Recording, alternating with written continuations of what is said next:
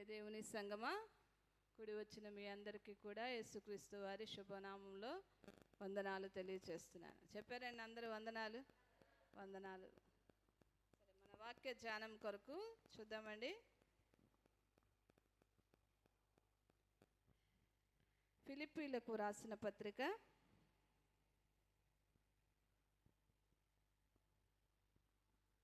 ఫిలిప్పీలకు రాసిన పత్రిక 4వ అధ్యాయము 4-5 వచనాలు చదువుకుందామండి.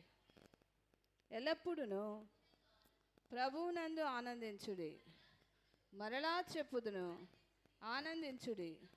మీ సహనమును సకల జనులకు తెలియబడనీయుడి. ప్రభువు సమీపముగా ఉన్నాడు. దేనిని గూర్చి చింతపడకుడి గాని ప్రతి విషయములోనూ ప్రార్థన విజ్ఞాపనముల చేత కృతజ్ఞతాపూర్వకముగా మీ విన్నపములు దేవునికి తెలియచేయుడి. అప్పుడు సమస్త జ్ఞానమునకు మించిన దేవుని సమాధానము యేసుక్రీస్తు వలన మీ హృదయములకును మీ తలంపులకును కావలియుండును. దేవునికి స్తోత్రం అండి. ఈ వాక్యాన్ని మనం ధ్యానం చేసుకుందాం. మరి అందరూ తలలు వంచినట్లయితే చిన్న ప్రార్థన చేసుకుందాం. ప్రేమ కలిగిన తండ్రి, జీవం కలిగిన ఆయన, జీవాధిపతి, పరిశుద్ధుడా, నీ ఘనమైన పాదాలకు వందనాలు, స్తుతులు, స్తోత్రాలు. ఈ శుక్రవారం ఉపవాస ప్రార్థన కూడికలో మమ్మల్ని అందరినీ సజీవులుగా ఉంచి మాటల ద్వారా నీ నామాన్ని మహింపరచడానికి అయ్యా నాయన మమ్మల్ని సిద్ధపరిచి నడిపించి నాయన తండ్రి నీ నామాన్ని మహింపరచుకున్నందుకు స్తోత్రాలు ప్రభా. వాక్యంలోనికి మమ్మల్ని నడిపించినందుకు నీకు స్తోత్రాలు. నీ వాక్యం మమ్మల్ని బ్రతికిస్తుంది, మమ్మల్ని ఆదరిస్తుంది, మమ్మల్ని హెచ్చరిస్తుంది, మమ్మల్ని సరిచేస్తుంది. అన్ని విధాల అందరికీ సరిపోయిన నీ వాక్యం ద్వారా తండ్రి మాతో మాట్లాడండి. బలహీనురాల్ని ప్రభా, ఎన్నిక లేని దాన్ని, ఎందుకు పనికిరాని దుమ్ము ధూళి కంటే హీనమైన దానిని ప్రభా జ్ఞాపకం చేసుకోండి. నన్ను మరుగుపరచండి నాయన. నీ బిడ్డల హృదయాల్లో ఉన్న ప్రతి విషయమును మీరు ఎరిగిన దేవుడు ప్రభువా. వారిని బలపరచునట్లుగా వారితో మాట్లాడి మమ్మల్ని అందరినీ నీ రాజ్యం కొరకు సిద్ధపరచమని, ఈ వాక్యమును మీరే విరిచి మాకు వడ్డించి మమ్మల్ని తృప్తిపరచమని యేసయ్య అతి పరిశుద్ధమైన శక్తి కలిగిన ప్రభావం కలిగిన నామంలో స్తుతించి ప్రార్థిస్తున్నాము తండ్రి. ఆమేన్ ఆమేన్ ఆమేన్ చెప్పారండి. ఆమేన్ ఆమేన్ అంటే నేను చేసిన ప్రార్థన అంతటితో మీరు ఏకీభవించినట్లు కదా. సరే చూద్దామండి. ఫిలిప్పీలకు రాసిన పత్రిక 4వ అధ్యాయం 4వ వచనంలో ప్రభు ఏమంటున్నాడంటే, ఎల్లప్పుడూ ప్రభువునందు ఆనందించుడి, మరలా చెప్పుదును ఆనందించుడి అంటున్నాడు. నేను ప్రభు మరి ఏ వాక్యం ద్వారా బిడ్డలతో మాట్లాడాలి అని నేను ప్రభువుని ప్రార్థించినప్పుడు ప్రభువు దేవుని చిత్తము గురించి మాట్లాడమని మరి ఆయన సెలవిచ్చి ఉన్నట్లుగా, దేవుని చిత్తం నిజమే కదా. మన జీవితాల్లో మనం ఏ విషయంలో ఒక ముందుకు అడుగు వేయాలని మనం ఏమనుకుంటామండి? దేవుని చిత్తం. దేవుని చిత్తం ఎలా ఉందో, నా బిడ్డ వివాహం విషయంలో ఎలా ఉంది, నా బిడ్డ ఉద్యోగం విషయంలో ఎలా ఉంది, చదువు విషయంలో ఎలా ఉంది, మా ఆరోగ్యాలు, అసలు నా పట్ల దేవుని చిత్తం ఏంటి అని ప్రతి ఒక్కరికి కూడా ఆలోచన ఉంది. ఎందుకంటే దేవుని చిత్తమే మేలైనది కదా. మన బిడ్డల విషయాల్లో మనం ఎన్నో ఆలోచనలు కలిగి ఉంటాం. అయితే వారు ఎన్నో ఆలోచనలు కలిగి ఉంటారు. వారి ఆలోచన కన్నా మన ఆలోచన మన బిడ్డల విషయంలో మేలైనదిగా ఉంటుంది. అలాగున్నే మన జీవితాల్లో మన పట్ల దేవుని యొక్క చిత్తమేమై ఉన్నది. చాలాసార్లు మనం ప్రార్థన చేస్తూ ఉంటాం, ప్రభువా నీ చిత్తమే జరిగించండి, నీ చిత్తమే సిద్ధించండి అని ప్రార్థిస్తూ ఉంటాం. కానీ కొన్ని విషయాలు మనమే దేవునికి చెప్పేస్తా ఉంటాం. ఇలా ఉండాలి, అలా ఉండాలి ప్రభు అని మనమే కోరుకుంటూ ఉంటాం అన్నమాట. అయితే ప్రభువు బైబిల్ గ్రంథంలోనే ఆయన చిత్తం ఏమిటో కొన్ని విషయాలను ముందుగానే దేవుడు మరి ఇక్కడ బైబిల్ గ్రంథంలో లిఖించి పెట్టాడు. కాబట్టి ఆ చిత్తాన్ని మనం జరిగించినట్లయితే ఆటోమేటిక్గా మన జీవితంలో మరి మన జీవన యాత్రలో దేవుని చిత్తం ఏమిటో గ్రహించగలిగే జ్ఞానాన్ని దేవుడు మనకి అనుగ్రహిస్తాడు. మరి దేవుడు బైబిల్లో పొందుపరిచినటువంటి ఆ దేవుని చిత్తం ఏమిటో మనం చూచినట్లయితే ప్రభు మొట్టమొదటిగా ఏమంటున్నాడంటే, ఎల్లప్పుడూ ప్రభువునందు ఆనందించుడి, మరలా చెప్పుదును ప్రభువునందు ఆనందించాలి. మనం ఏం చేయాలండి? ఎల్లప్పుడూ కూడా ప్రభువునందు ఆనందించాలి, యెహోవాను బట్టి సంతోషించాలి. ఆనందం ఎక్కడ దొరుకుతుందండి? లోకంలో దొరకదు కదా. గృహంలో ఏ గృహంలో చూసినా అసమాధానమే కనబడుతుంది.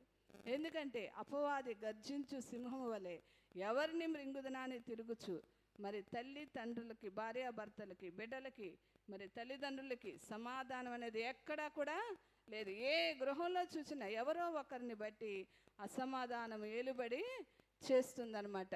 అందుకనే మనం ఏం చేయాలంటే వాటిని బట్టి కాదు కానీ ప్రభువును నందు మనం ఆనందించేవారిగా ఉండాలి. యెహోవాను బట్టి మనం సంతోషించేవారిగా ఉండాలి. ఆనందం ఎక్కడ దొరుకుతుందంటే మన ప్రభు యొక్క సన్నిధిలో కదండి. దేవుని సన్నిధిలో నిత్య సుఖములు కలవు. దేవుని సన్నిధిలో సంతోషము, సమాధానము ఉంటుంది. దేవుని సన్నిధికి వచ్చినప్పుడు మరి ఆయన మన హృదయాలకు నెమ్మదిని కలుగ చేస్తాడు. ఆయన వాక్యం ద్వారా మనల్ని ఆదరిస్తాడు, బలపరుస్తాడు కదండి. ఆయన వాక్యం వింటున్నప్పుడు మన హృదయాలు ఎంతగా తెప్పరిల్లుతాయో. కానీ లోకంలో అటువంటి మరి భాగ్యము లేదు. అయితే అపవాది ఏం చేస్తున్నాడంటే ఎంతో సులువుగా, మరి ఎంతో తెలివిగా బిడ్డలను దేవుని సన్నిధికి రాకుండా దూరం చేస్తూ ఉన్నాడు కదండి. ఈరోజు శుక్రవారం ఉపవాస ప్రార్థన కూడిక, మరి ఆదివారం అయితే ఫుల్గా నిండిపోతున్నారు. కానీ శుక్రవారం ఎంతోమంది కూడా గృహాల్లోనే ఉంటున్నారు. వారికి ఇట్టి సంతోషం లేదు, వారికి ఇట్టి ఆనందాన్ని పోగొట్టుకుంటున్నాడు. దేవుని మందిరంలో ఒక దినము గడుపుట 1000 దినాల కంటే శ్రేష్టం అంటున్నాడు. కాబట్టి మనము ఎంతైనా ధన్యులం. ప్రభువునందు ఆనందించుడి, మరలా చెప్పుదును ప్రభువునందు ఆనందించుడి అంటున్నాడు. మీ సహనమును సకల జనులకు తెలియబడనీయుడి, ప్రభు సమీపంగా ఉన్నాడు. ఎలా ఉన్నాడండి ప్రభు? సమీపంగా, ఇదిగో నేను త్వరగా వస్తున్నాను అంటున్నాడు. కాబట్టి దేనిని గురించి చింతపడకుడి కానీ ప్రతి విషయంలోనూ ప్రార్థన విజ్ఞాపనముల చేత కృతజ్ఞతాపూర్వకంగా మీ విన్నపములు దేవునికి తెలియచేది. ఎలా ఉంటుందండి ఆనందం? మాకు ఇన్ని శ్రమలు ఉన్నాయి, ఇన్ని శోధనలు ఉన్నాయి. భర్త చూస్తే ఇలా ఉన్నాడు, బిడ్డలు చూస్తే ఇలా ఉన్నారు, అప్పులు, రుణాలు కదా, మాట వినని తిరుగుబాటు చేసే బిడ్డలు ఉన్న మా గృహాల్లో ఎలా ఉంటుంది ఆనందం అని మీరు అడుగుతున్నారేమో. ప్రభు ఏమంటున్నాడంటే దేనిని గూర్చి చింతపడవద్దు. మీరు చింతపడటం వల్ల ఏమైనా చేయగలమా? మనం ఏది మనం చేయలేం. మన వల్ల అసలు ఏమీ కూడా కాదు. కాబట్టి మనం ఏం చేయాలంటే దేనిని గురించి చింతపడకుండా ప్రతి విషయంలో ప్రార్థన విజ్ఞాపనముల చేత ఏం చేయాలంటే కృతజ్ఞతాపూర్వకంగా మన విన్నపాలు దేవునికి తెలియచేయాలి. సంఘముగా కూడి ప్రార్థిస్తున్నప్పుడు మన కుటుంబాల్లో ఉన్న సమస్యలు మరి సేవకురాలకి తెలియచేసి సంఘం అంతా కలిసి ప్రార్థించినప్పుడు దేవుడు ఆ సమస్యలపై తప్పకుండా జయాన్ని ఇస్తాడు కదా. మనందరికీ తెలిసిందే, పేతురు చెరసాల్లో ఉంటే సంఘం అత్యాశక్తితో ప్రార్థించినప్పుడు ఏమైందండి? సంఖ్యలు విడిపోయాయి. మరి మన సంఘంలోనే మరి హెప్సిబా గారి కుమారుడు వివాహం చేసుకోనంటే చేసుకోనన్నాడు. మరి అలాగే శబరి శామ్యూయేలు పుష్ప గారి కుమారుడు వివాహం చేసుకోనంటే చేసుకున్నాం. మరి సంఘం అంతా వారి గృహాల్లో చేరి 7 వారాలు ప్రార్థించినప్పుడు దేవుడు అద్భుత రీతిలో వారి హృదయాలు మార్చి మంచి వివాహాలు జరిగించి చక్కటి బిడ్డల్ని ఇచ్చాడు. ఇలాంటి కార్యాలు మన సంఘం ఎన్నో జరిగాయి. ఇక్కడే కాదు, దేవునికి ప్రార్థించే ప్రతి ఒక్కరి జీవితాల్లో కూడా దేవుడు తప్పకుండా కార్యాలు చేస్తాడు. ఎప్పుడంటే మన విన్నపాలు దేవునికి కృతజ్ఞతాపూర్వకంగా తెలియచేసి, అలా తెలియచేస్తూ మన సమస్యలు మనం ఏం చేయాలి? ప్రభువునందు ఆనందించాలి, ఆయనను బట్టి సంతోషించాలి. అలా సంతోషించినప్పుడు అపవాది పారిపోతాడు, ఆ సమస్యలు విడిపోతాయి, ఆ శోధనలో నుండి దేవుడు మనకి జయాన్ని ఇస్తాడు. చూడండి, కీర్తనలు 1వ అధ్యాయము 1-2 వచనాలు చదివినట్లయితే, చదవండి అమ్మ. కీర్తనలు 1వ అధ్యాయం 1-2 వచనాలు. దుష్టుల ఆలోచన చొప్పున నడువక, పాపుల మార్గమున నిలువక, అపహాసకులు కూర్చుండు చోటను కూర్చుండక, యెహోవా ధర్మశాస్త్రమునందు ఆనందించుచు దివారాత్రులు దాన్ని ధ్యానించేవారు. చూసారండి ఏమంటున్నాడు దావీదు మహారాజు? దుష్టుల ఆలోచన చొప్పున నడవకూడదు, పాపుల మార్గాల్లో మనం నిలవకూడదు, అపహాసకులు కూర్చుండే చోటులో మనం కూర్చోకూడదు. ఏం చేయమంటున్నాడు? యెహోవా ధర్మశాస్త్రమునందు ఆనందించాలి. చూసారా, మొట్టమొదటిగా ఏమన్నాడు? ప్రభువునందు మనం ఆనందించాలి. మరలా చెప్తున్నాను అంటున్నాడు పౌలు, ప్రభువునందు ఆనందించాలి, యెహోవాను బట్టి సంతోషించాలి, యెహోవా ధర్మశాస్త్రం నందు ఏం చేయాలండి? ఆనందించాలి. దావీదు భక్తుడు అంటాడు కదా, మరి నీ వాక్యము చదువుచున్నప్పుడు జుంటి తేనె దారల కంటే ఎంతో మధురం. నిజంగా కొన్ని వచనాలు చదువుతుంటేనండి ప్రాణానికి ఎంతో ఎంతో తృప్తిని కలుగచేస్తాయి. మీకు ఎప్పుడన్నా అటువంటి అనుభవం కలిగిందా? అలాగనే ఎప్పుడన్నా బైబిల్ని మీరు చదివారా? ఒక్కసారి ఆలోచన చేసుకోండి. ఆ వాక్యాన్ని చక్కగా ధ్యానిస్తూ ఉంటే క్రొవ్వు మెదడులు దొరికిన దానికంటే కూడా ఎంతో తృప్తి మనకి కలుగుతుంది. చూడండి, వాక్యం చదువుకుంటూ వెళ్ళిపోకూడదు. ఏదో మరి ఇదేంటి న్యూస్ పేపర్ చదివినట్టుగానో లేదంటే కథలు చదివినట్లుగానో చదువుకుంటూ వెళ్ళకూడదు. కానీ దాన్ని వచనం వెంబడి వచనం ధ్యానపూర్వకంగా మనం చదివిస్తూ ఉన్నప్పుడు, పరిశుద్ధాత్ముడు మన అంతరంగంలో ఉన్నప్పుడు మన ఆత్మకు ఎంతో సంతోషం కలుగుతుంది. అందుకే భక్తుడు రాస్తున్నాడు, యెహోవా ధర్మశాస్త్రమునందు ఆనందించాలి. అంటే వాక్యాన్ని మనం ధ్యానపూర్వకంగా చదవాలి, ప్రార్థనాపూర్వకంగా చదవాలి. అలా చదివినప్పుడు మన ఆత్మకు ఎంతో తృప్తి, మన ఆత్మకు ఎంతో బలం. ఇక ఇహ సంబంధమైన వాటి కొరకు మనం ఆలోచన చేయం కదా. అది లేదనో ఇది లేదనో లేదా భర్త బాగోలేదనో బిడ్డలు, వీటి విషయాల్లో ఆలోచన చేయం. ఎందుకంటే మనకు బలం ఏంటంటే మన ప్రభువే. మన ప్రభు వైపు చూస్తూ కృతజ్ఞతాపూర్వకంగా మనం ఆయనకు అప్లికేషన్ పెట్టేయాలి. ప్రభుకి మన మనవులు తెలియచేసేసి మనం మాత్రం ఏం చేయాలి? దేవునిలో ఆనందించాలి. ఆ పని జరిగించేవాడెవరు? ప్రభువే.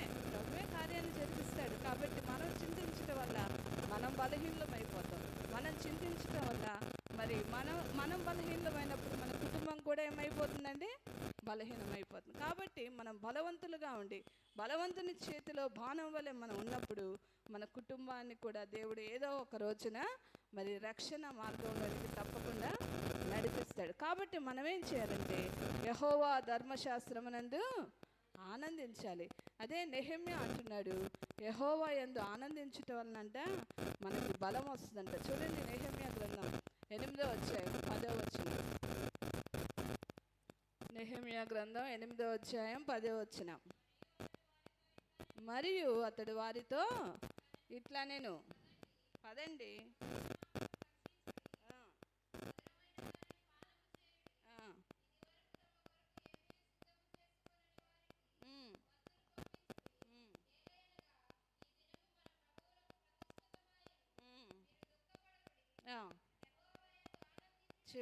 చివరి భాగం, యెహోవా యందు ఆనందించుట వలన మీరు బలం పొందుతారు. దేని వలన అండి?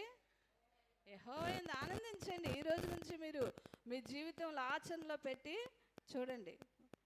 వాక్యాన్ని ఎప్పుడు కూడా మనం ఏంటంటే విని విడిచిపెడితే ఎంత మాత్రం ప్రయోజనం లేదు. దాన్ని ఇప్పుడు మనం హాస్పిటల్కి వెళ్తున్నాం కదండి, వెళ్ళినప్పుడు డాక్టర్ గారు ఏం చేస్తారు? మెడిసిన్స్ ఇస్తారు. ఇచ్చి ఇదిగమ్మా ఇది ప్రతిరోజు మీరు ఇది 3 పూట్ల వాడాలి, ఉదయం మధ్యాహ్నం సాయంత్రం అని చెప్తాడు. మీరు తీసుకెళ్ళి దాన్ని భద్రంగా మరి ఆ కబోర్డ్లో పెట్టేశారనుకోండి, మీ రోగం నయమవుద్దా? అవదు. ఆ ట్యాబ్లెట్స్ మీరు డాక్టర్ చెప్పినట్టుగా ఉదయం మధ్యాహ్నం సాయంత్రం వేసుకొని మరలా తిరిగి 5 రోజులకి మీరు హాస్పిటల్కి వెళ్ళినప్పుడు చెకప్ చేసినప్పుడు ఆ వ్యాధి ఎంతో కొంత నయం అవుతుంది, ఎంతో కొంత బాగవుతుంది. అలాగనే వాక్యం కూడా మన ఆత్మలకి స్వస్థత కావాలంటే, బలం కావాలంటే మనం ఏం చేయాలంటే ఆ వాక్యాన్ని మన జీవితాల్లో పాటించాలి, ఆచరించి చూడాలి. చూచినప్పుడు ఆ వాక్యాన్ని దేవుడు మన జీవితాల్లో నెరవేరుస్తాడు. అందుకే నెహెమ్యా ఏమంటున్నాడండి? యెహోవా యందు ఆనందించుట వలన బలం పొందుకుంటాం. దేనివల్ల వస్తుందండి మనకు బలం? తినే ఆహారంలో లేదు, వేసుకుంటున్న మందుల్లో లేదు. అలాగని ఒక్కరు కూడా ఆరోగ్యవంతులు లేరు. ప్రతి ఒక్కరిలో ఏదో ఒక బలహీనత ఏలుబడి చేస్తుంది. అయినప్పటికీ కూడా దేవుడు ఏమంటున్నాడంటే, నాలో మీరు ఆనందించినట్లయితే, నన్ను బట్టి మీరు సంతోషించినట్లయితే, నా ధర్మశాస్త్రమును గనక మీరు ధ్యానించినట్లయితే మీకు నేను బలమునిస్తానంటున్నాడు. అందుకనే మరి దావీదు భక్తుడు కూడా అంటాడు కదా, యెహోవా కొరకు ఎదురు చూచువారు నూతన బలమును పొందుకుంటారు. పక్షిరాజు వలె రెక్కలు చాపి పైకి ఎగురుతారు, అలయక పరుగెత్తుతారు, సొమ్మసిల్లక నడిచిపోతారు. మీకు ఆరోగ్యం కావాలంటే మీరు చేయవలసిన చిన్న చిట్కా ఏంటండి? దేవుని ధర్మశాస్త్రాన్ని అనుదినం చదవాలి, ధ్యానించాలి, ఆయనను బట్టి సంతోషించాలి. అప్పుడు ఆయనలో ఆనందించినప్పుడు మనకు దేవుడు ఏమిస్తాడు? మంచి ఆరోగ్యం ఇస్తాడు, బలం ఇస్తాడు, శక్తి ఇస్తాడు కదా. క్రొవ్విన దూడలు గంతులు వేయనట్లుగా గంతులు వేసే కృపను ఆయనకి మనకు అనుగ్రహిస్తాడనమాట. మొట్టమొదటిగా మరి యెహోవా యందు ఆనందించాలని, అది దేవుని చిత్తం. అలాగూ చేయుట దేవుని చిత్తం, అలాగూ చేయని వాడు నా వాడు కాడంటున్నాడు. రెండవదిగా చూసినట్లయితే ఎడతెగక ప్రార్థన చేయమన్నాడు. లూకా సువార్త 18వ అధ్యాయం 1-2 వచనాలు చూద్దాం. లూకా సువార్త 18:1-2. వారు విసుగక నిత్యము ప్రార్థన చేయాలన్నాడు. ఎఫెసీయులకు రాసిన పత్రిక 6:18-19 వచనాలు. త్వరగా వెళ్ళిపోదాం. ఎఫెసీయులకు రాసిన పత్రిక 6వ అధ్యాయం 18-19. ఆత్మ వలన ప్రతి సమయమునందును ప్రతి విధమైన ప్రార్థనను విజ్ఞాపనను చేయుచు ఆ విషయమై సమస్త పరిశుద్ధుల నిమిత్తమును పూర్ణమైన పట్టుదలతో విజ్ఞాపన చేయుచు మెలకువగా ఉండాలి. మత్తయి సువార్త 7వ అధ్యాయం 7వ వచనం కూడా చూద్దాం. మత్తయి సువార్త 7వ అధ్యాయం 7వ వచనం. అడుగుడి మీకు ఇవ్వబడును, వెదకుడి మీకు దొరుకును, తట్టుడి మీకు తీయబడును. చూసారండి, ఈ 3 వచనాలు మనం చూసినట్లయితే దేవుడు ఏం చెప్తున్నాడండి? ఎడతెగక ప్రార్థించండి, విసుగక ప్రార్థించండి, నన్ను అడగండి. మరి తిమోతిలకు రాసిన పత్రికల్లో కూడా అంటాడు కదా, మీరు నెమ్మదిగాను సుఖముగాను బ్రతుకు నిమిత్తము రాజుల కొరకు, అధికారుల కొరకు, ప్రజలందరి కొరకు, మనుషులందరి కొరకు ప్రార్థన చేయాలి. ఇది దేవుని చిత్తం. ఏం చేయాలండి? ప్రార్థన చేయాలి. అది ఎలాగో చేయాలంటే ఎడతెగక చేయాలి, విసుగక చేయాలి.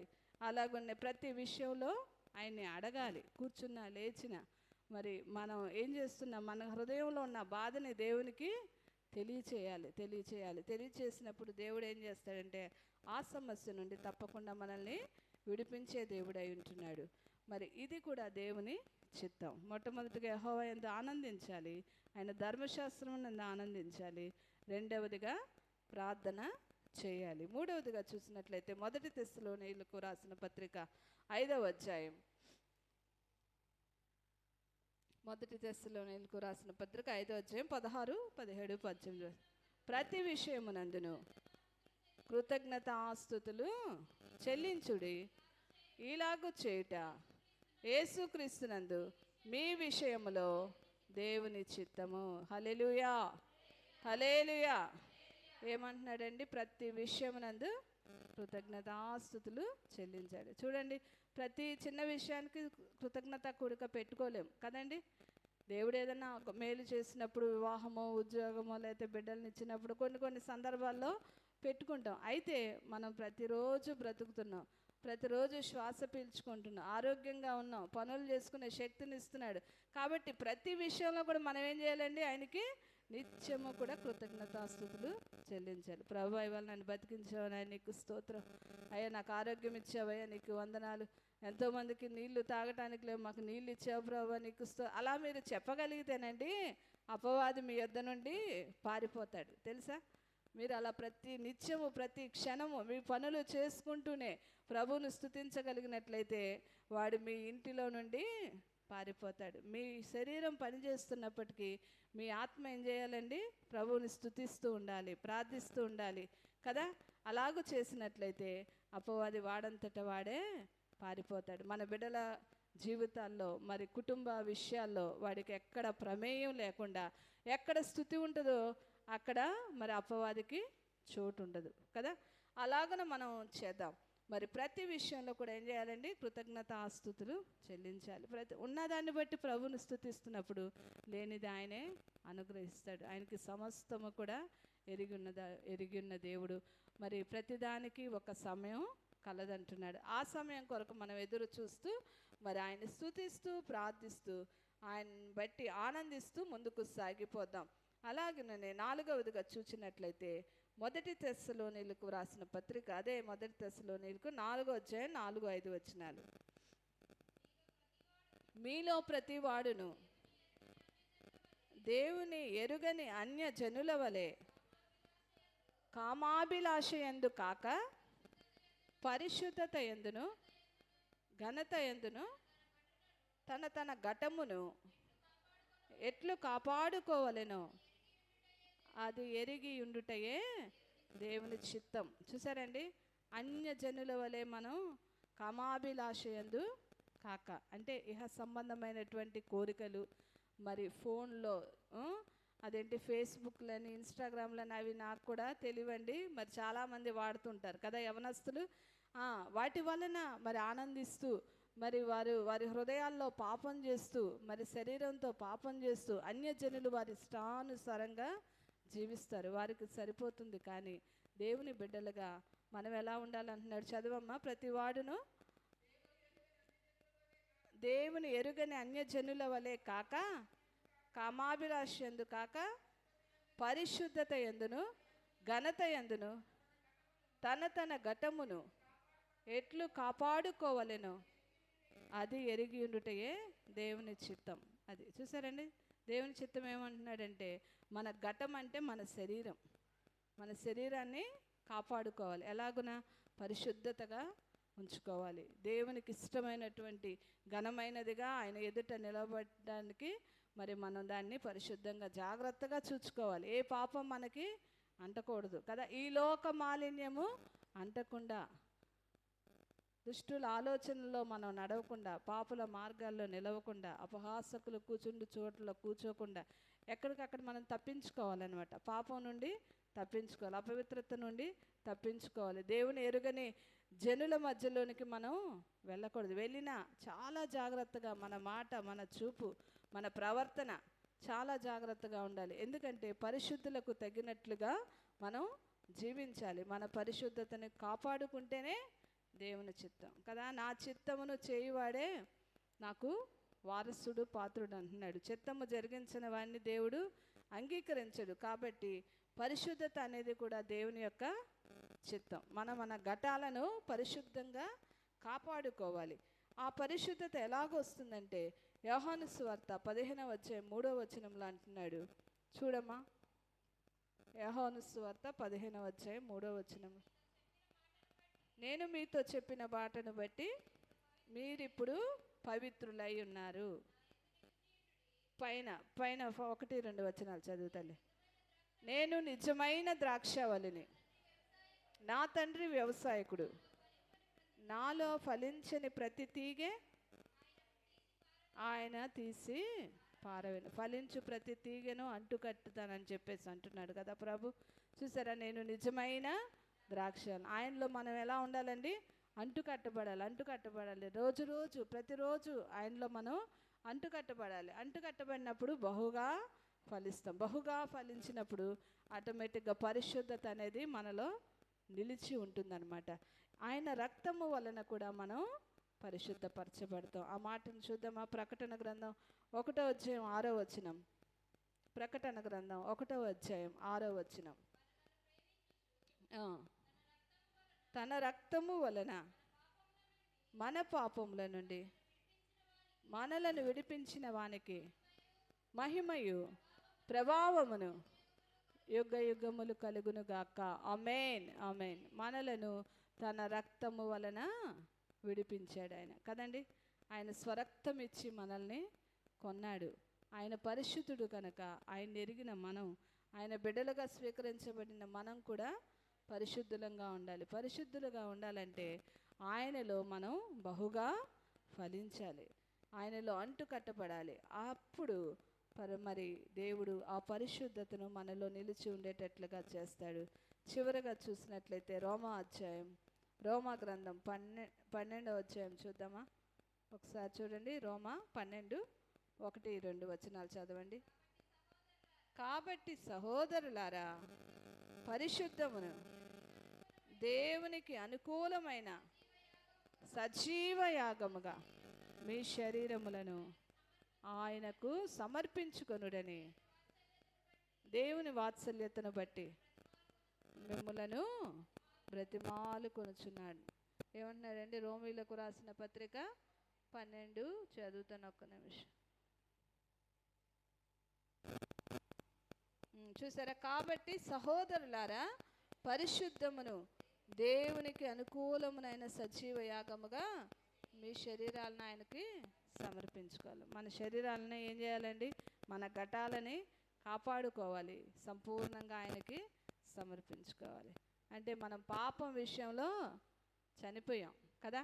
బాప్తిసం తీసుకున్నప్పుడు మరి మనల్ని ఇలాగన వెనక్కి పడుకోబెడతారు కదండి. పడుకోబెట్టి మరలా వెంటనే లేపుతారు. అంటే పాపము విషయంలో మనం ఏం చేసాం? చనిపోయాం. నీతి కొరకు తిరిగి మరలా దేవుని కొరకు మరలా మనం లెగిచామని దాని అర్థం అన్నమాట, బాప్తిస్మ యొక్క అర్థం. కాబట్టి ఇప్పుడు ఏదైనా పాపం చేయటానికి మన చేతులు చాపకూడదు కదా. మరి ఈ లోక సంబంధమైన వాటి వ్యవహారాల కొరకు మన శరీరం పని చేయకూడదు. చాలామంది దేవుని సన్నిధిలో ఉన్నప్పుడు మరి ఎంతో పరిశుద్ధులుగా ఉంటున్నారు, కానీ లోకంలోనికి వెళ్ళిన తర్వాత వారి ఇష్టానుసారంగా మరి జీవిస్తూ దేవునికి దుఃఖాన్ని కలిగిస్తున్నారు. అందుకే ప్రభు అంటాడు, మిమ్మల్ని బట్టి అన్యజనుల మధ్య నా నామము దూషించబడుతుందని. చాలామంది ఏమంటారంటే, మీరు దేవుని బిడ్డలు కదా, యేసుప్రభు నమ్ముకున్నారు కదా, మరి త్రాగుతున్నారేంటి? యేసుక్రీస్తుని నమ్ముకున్నారు కదా, వారితో కలిసి తిరుగుతున్నారేంటి? అబద్ధాలు ఆడుతున్నారు, దొంగతనం చేస్తున్నారని రకరకాలుగా మనల్ని బట్టి మాట్లాడుతున్నప్పుడు ప్రభు అంట చాటున ఏడుస్తాడంట, ఆయన దుఃఖపడతాడంట. కాబట్టి ప్రతిదినం మనం ఏం చేయాలంటే ప్రభువుని సంతోషపెట్టేవారిగా మనం నష్టపోయినా పర్వాలేదు, మనకు కష్టమైనా పర్వాలేదు, కానీ ప్రభువుని సంతోషపెడుతున్నామా లేదా? మన సంతోషం అనేది ప్రాముఖ్యమైనది కాదు. కాబట్టి మనం ఏం చేయాలంటే ఈ లోక మర్యాదను అనుసరింపకుండా సజీవ యాగముగా మన శరీరాలను ఆయనకి సమర్పించుకోవాలి. యెహోవా ధర్మశాస్త్రమును ఆనందించుట దేవుని చిత్తం అంటున్నాడు. అలాగనే ప్రార్థన చేయుట ఆయన చిత్తము, కృతజ్ఞతాస్తుతులు చెల్లించుట ఆయన చిత్తము, పరిశుద్ధమైన జీవితాలు కలిగి మన శరీరాలను పరిశుద్ధముగా కాపాడుకుంటా ఆయన చిత్తము.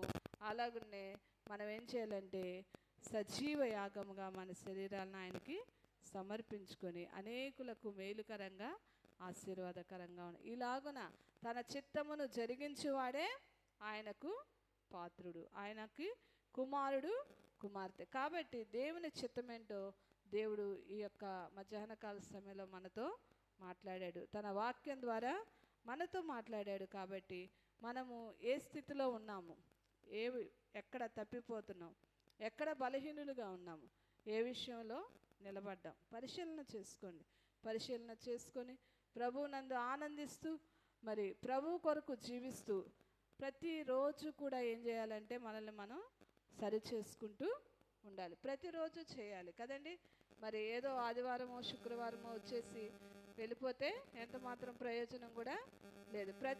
ప్రతిరోజు కూడా మనం మారినట్లయితే కొంతవరకైనా మరి ఆ పరిశుద్ధతను మనం ఆపాదించుకుంటాం. అందుకే అంటున్నాడు 2వ వచనంలో, మీరు ఈ లోక మర్యాదను అనుసరింపక ఉత్తమమును అనుకూలమును సంపూర్ణమునైన దేవుని చిత్తమేదో పరీక్షించి తెలుసుకొనున్నట్లు మీ మనస్సు మారి నూతన మొగట వలన రూపాంతరము పొందాలి. మన మనసు ఏమవ్వాలండి?